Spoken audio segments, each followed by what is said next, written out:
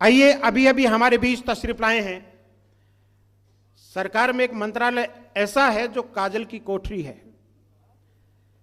या तो उस मंत्रालय को मुख्यमंत्री खुद के पास रखता है या फिर उस आदमी को देता है जो उस काजल की कोठरी में से बिना कालिख लगाए बाहर आ जाए। और राजनीति में ऐसे लोग मिलना और ढूंढना दुर्लभ तो नहीं कहूंगा, लेकिन मुश्किल अवश्य है। मुझे इस मंच के माध्यम से कहते हुए खुशी है कि इस मंच के बीचों बीच जो एक खुददार आदमी साफे में बैठा है, जो अपनी बात का सच्चा है और हर बात बहुत ईमानदारी के साथ रहता है। इनके पिता, मैंने आपके बहुत सारे संबोधन सुने हैं। आप अक्सर पंचों से कहते थे कि मेरे पिता विधायक रहे, मेरे पिता मंत्री रहे, मैं विधायक रह लिया। और ये देखिएगा, मन ये होता है, मैं विधायक रह लिया, पिता विधायक रह लिया, पिता मंत्री रह लिया, जमीन ही बेचनी पड़ी हमसे तो बाथरूम भी घर पर बना नहीं। ये राजनीति की ईमानदारी है। और हमारा सौभाग्य है, आज देखो गोविंद जी काल जो काट ले जैसे सगड़ा को महाराज जी बोलबाने खड़ा हुए सम्मान के साथ कहा, बिना कहे झावर सिंह जी का स्वागत। गांव में कहावत है कि गोड्डा पेट का नहीं लोड़ा। तो मैं तेजा सेना के प्रदेशाध्यक्ष भाई श्री राम जी बिजाने से आग्रह करना चाहूंगा, आप पधारे और माल्यार्पण कर राजस्थान सरकार के यूडीएच मंत्री सम्मानीय झावर सिंह जी खर्रा का स्वागत और सम्मान करें। और आप जोरदार तालियों के साथ इस रस्म के साक्षी बने। जब हम आमंत्रण देने के लिए गए थे, जैसे 5वीं क्लास का बच्चा थूक अंगुली के लगा करके किताब के पेज पलटता है, वैसे फाइल का एक एक शब्द पढ़ रहे थे। मैंने साहब से कहा, मैंने कहा साहब अब कोई फाइल यूं ही अप्रूवल होगी नहीं, बस सिस्टम से होगी, एक एक चीज को बहुत बारीकी से देखते हैं। सम्मानीय झावर सिंह जी खर्रा।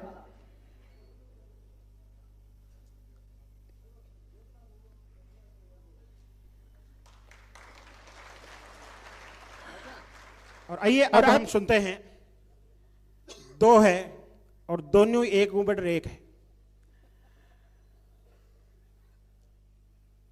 ऐसा कहते हैं कि परिवार वो आगे बढ़ता है जिसकी रीढ़ और पीठ मजबूत हो। मुझे इस मंच के माध्यम से एक कहते खुशी है कि इस किसान कौम की, इस जाट समाज की रीढ़ और पीठ आप जैसे लोग हैं, इसलिए अब हम रुकने वाले नहीं हैं, इसलिए आप तेजा सेना रुकने वाले नहीं। महज 25-30, मैंने पहले भी कहा था, तेजाजी महाराज जब इस दुनिया को गायों के लिए छोड़ करके गए, उसमें उनकी उम्र थी महज 29 वर्ष। 29 वर्ष की उम्र में न अपनी जात की न अपनी पात की, उस लाछा गुजरी की गायों को बचाने के लिए अपने प्राणों की आहुति दे दी। दुनिया के इतिहास में इस तरह की मिसाल दूसरी नहीं मिलेगी। आइए, इतनी हमारी मजबूत रीढ़ और पीठ का आपने सुना, इनका सम्मान आप सबकी ओर से हम करना चाहेंगे। लेकिन उससे पहले अंतिम 2 उद्बोधनों के रूप में मैं मंच पर आमंत्रण देना चाहूंगा बिल्कुल खरी कहने वाले, बिल्कुल खांटी कहने वाले, बिल्कुल देसी रहने वाले।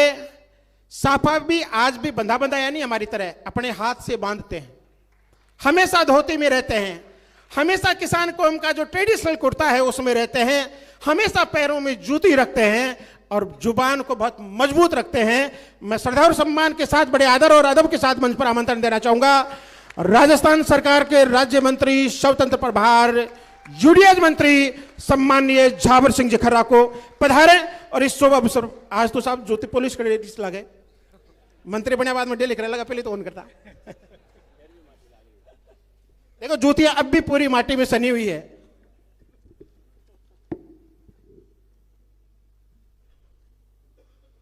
राष्ट्रीय तेजस सेना द्वारा आयोजित राष्ट्रीय तेजस संवाद में राजस्थान के विभिन्न ग्रामीण अंचलों से पधारे समाज के सभी सम्मान्य प्रबुद्ध वरिष्ठजन, युवा साथीगण, परम सम्मान्य मातृशक्ति और आपके बीच विशेष रूप से आमंत्रित आध्यात्मिक शक्ति के प्रतिरूप प्रकाश दास जी महाराज सरदे, हमारे बीच उपस्थित सीकर के सांसद स्वामी सुमेधानंद सरस्वती जी महाराज, अखिल भारतीय कांग्रेस कमेटी राजस्थान प्रदेश के अध्यक्ष और लक्ष्मणगढ़ से विधायक श्रीमान गोविंद सिंह जी डोटासरा साहब, नोखा से विधायक और गत विधानसभा में 2013 से 2018 के कालखंड में नेता प्रतिपक्ष रहे श्रीमान रामेश्वर जी डूडी की अर्धांगिनी श्रीमती डूडी साहिबा, हमारे विधायक माननीय पूसाराम जी गोदारा साहब, किशनगढ़ से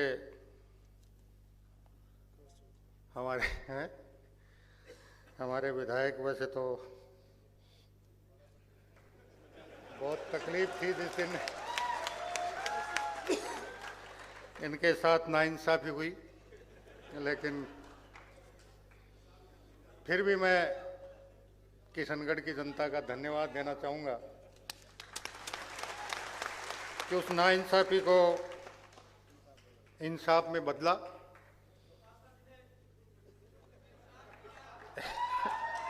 हमारे उनके साथ ही हमारे खंडेला से विधायक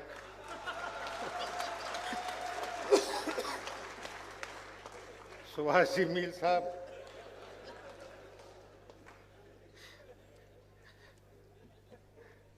हमारे फतेहपुर से प्रत्याशी रहे भाई श्रवण जी, उनका क्या नाम है, लाडनू से मुकेश जी बाखर साहब, हमारे मकराना से प्रत्याशी रही श्रीमती भीसर साहिबा, हमारे पार्टी के वरिष्ठ श्रीमान रामेश्वर जी रणवा साहब, हमारे सीकर जिले के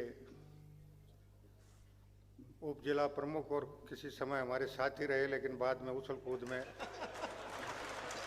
मैदान से आउट हो गए,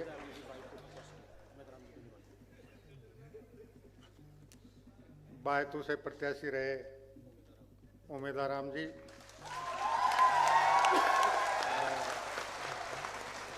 हमारे दोनों प्रधान साथी, सम्मानित मंच और समाचित सदन, सबसे पहले तो मैं कई देर से सोच रहा था इसमें कुछ संशोधन करने की आवश्यकता है। खेत किस्मत है, कोई दो राय नहीं है, जेड़ी हमारा जेवर है, इसमें भी कोई दो राय नहीं है, हल हमारा हथियार है, इसमें भी कोई दो राय नहीं है, कलम कंप्यूटर, सद शिक्षा सद संस्कार और बोली पर संयम हमारे नए औजार।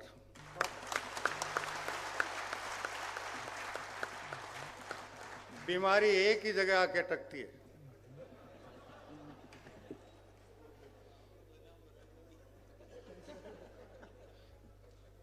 सकारात्मक बोलो, ऐसा मत बोलो कि समाज के बाकी वर्गों में उससे किसी प्रकार का हमारे प्रति प्रतिशोध का भाव पैदा हो या नाराजगी पैदा हो। खरी बोलने में कहीं कोई बुराई नहीं है और न कोई उसका बुरा मानता। हाँ, जिसका अहित हो रहा होगा वो जरूर बुरा मान सकता है। तो मैं निवेदन करना चाह रहा हूं कि वीर तेजस सेना द्वारा आयोजित आज के इस कार्यक्रम में समाज के हित में मेरे आने से पूर्व शायद बहुत कुछ मंथन हुआ होगा, लेकिन मोटा मोटी मैं 3-4 बातें आप लोगों से निवेदन करना चाहूंगा। आज की तारीख में हमारी 3-4 बहुत बड़ी कमजोरियां हैं। और जब तक हम उन कमजोरियों को नियंत्रण करके, काबू में करके समाप्त नहीं करेंगे, तब तक मंथन से कोई बहुत अमृत निकलने वाला नहीं है। अमृत तब निकलेगा जब उन बुराइयों को हम खात्मा करने की ओर अग्रसर बढ़ेंगे। सबसे पहली बुराई है दिखावा।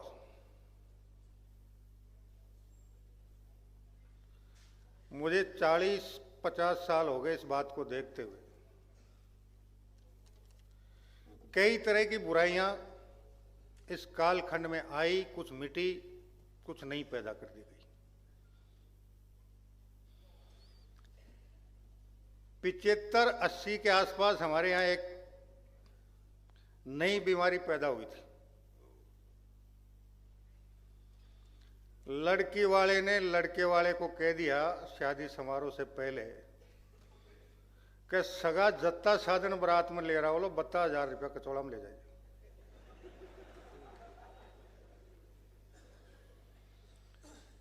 तो उस दौर में एक लड़के वाले ने कहा कि बोला भाई साहब वो बोलो,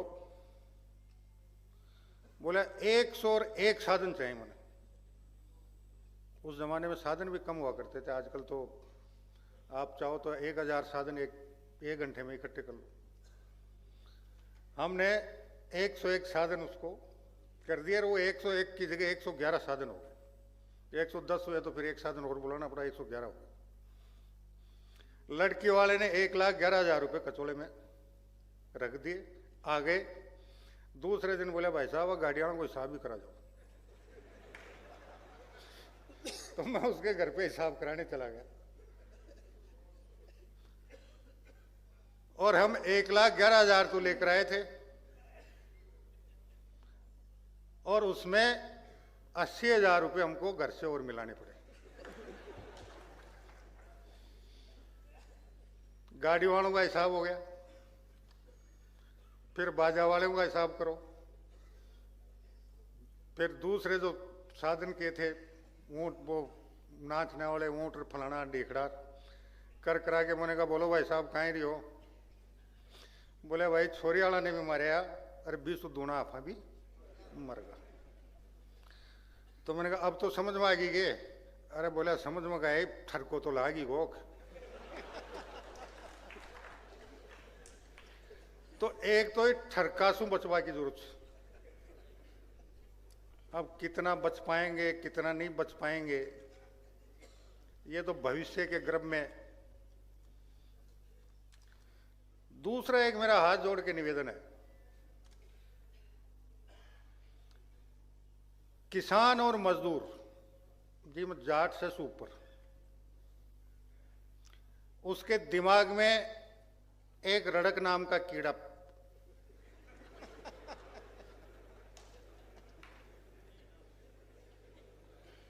और उस रड़क ही रड़क में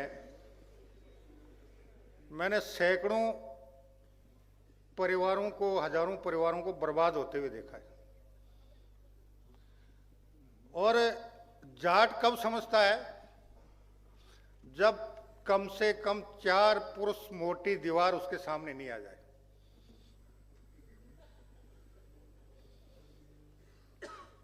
उसके बाद वो कहता है कि भाई साहब अब कहीं भी सल्टा दियो काम है। मैंने कहा भाई अब कहीं हो? बोला मैं बहुत पचलियो पड़ा, दीवार में रसू तो हाल ही गुने। तो एक इस रड़क नाम के कीड़े को जितनी जल्दी नियंत्रित कर लेंगे, मैं समझता हूं समाज का उतनी ही जल्दी भला होना शुरू हो जाएगा।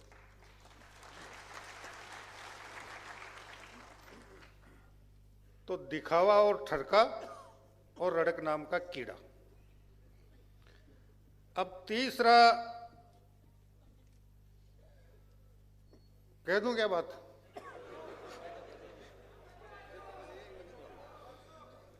कई बार सोचता हूं मैं,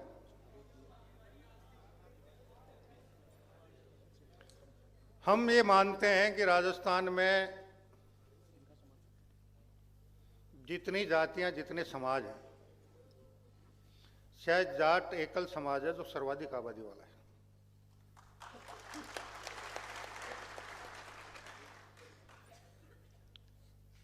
हम में दो चीजें,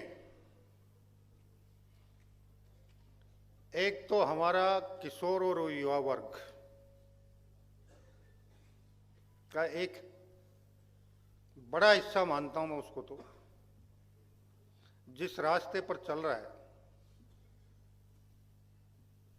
वो मैं समझता हूं किसी भी सूरत में ना परिवारों के लिए, ना समाज के लिए और ना राष्ट्र के लिए किसी भी रूप में उचित हो सकता है। एक तो उस पर नियंत्रण की आवश्यकता है। दूसरे, सामाजिक रूप से हमारे परिवार छिन्न भिन्न हो रहे हैं। अभी शायद 3-1 साल पुरानी बात हो गई, जयपुर की एक बहुत पॉश कॉलोनी, और उस पॉश कॉलोनी में एक स्ट्रीट कहते हैं, गांव में गली कहते हैं या स्ट्रीट कहते हैं, एक रोड, उसमें 20 मकान, और मकान भी इस स्थिति के थे कि कोई भी मकान 5 करोड़ से कम कीमत का नहीं था। तो आप अंदाजा लगा सकते हैं कि उनकी आर्थिक स्थिति कैसी होगी। 20 में से 2 परिवार अन्य जातियों के थे, 18 परिवार जाटों के थे। मैं किसी परिवार से मिलने गया था, बैठे बैठे बात चल गई। चली कैसे, मेरे क्षेत्र से एक फोन आ गया, और फोन इस बात को लेकर आ गया कि साहब पति पत्नी में झगड़ा हो गया, हमने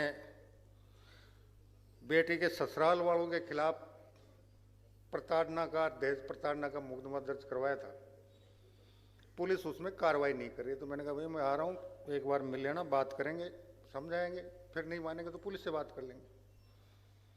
तो ये शुरुआत हुई, तो बैठे बैठे बात चल गई। 18 परिवार जो हमारे समाज के बहुत संपन्न परिवार थे, सबके कोई न कोई व्यवसाय था,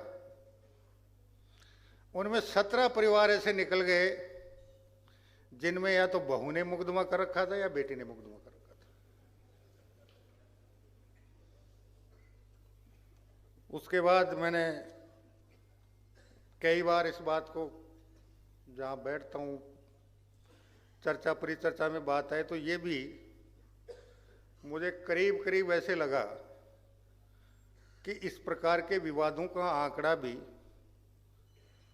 तेजी से आगे बढ़ रहा है। अब इसके पीछे क्या कारण है, क्या कारण नहीं है, कौन पक्ष गलत है, कौन पक्ष सही है, इसके बारे में भी हमें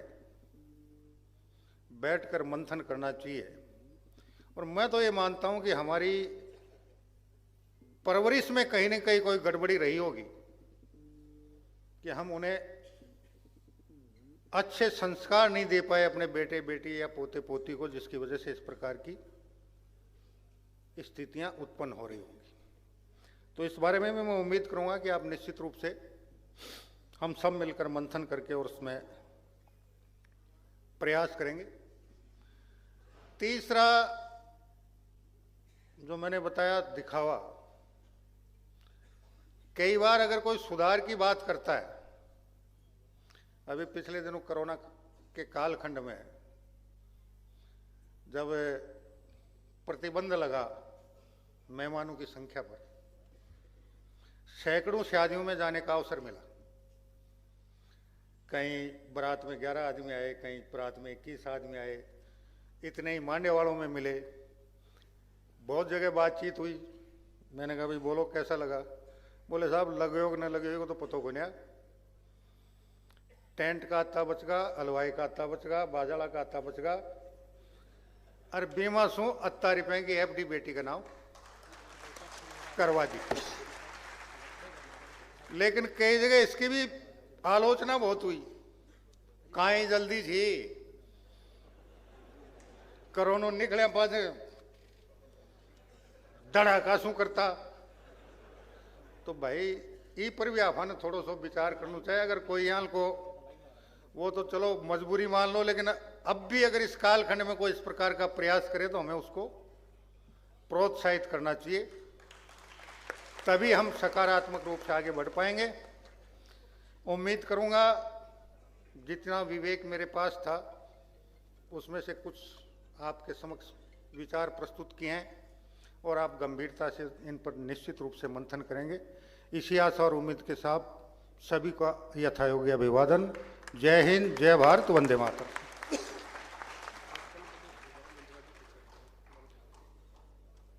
कहते हैं कि महानता विनम्रता के पीछे आती है। इतना सटीक संबोधन आपका रहा, लेकिन अंत में हाथ जोड़ करके कहा कि जितना मैं जानता था उतना आपको बताया।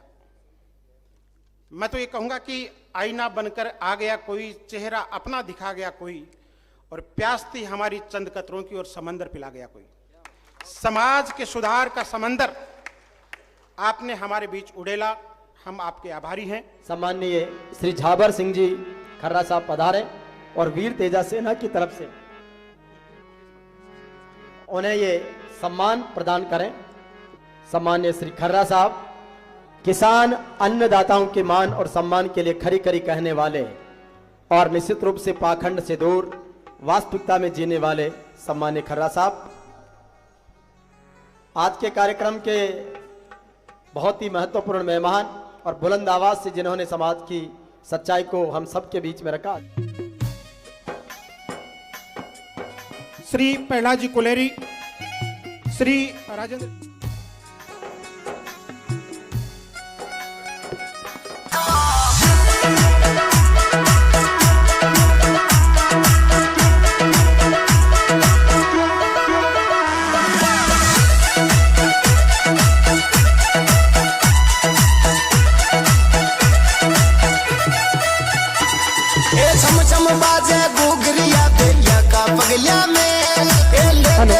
सभी से आग्रह रहेगा, प्लीज आप प्लीज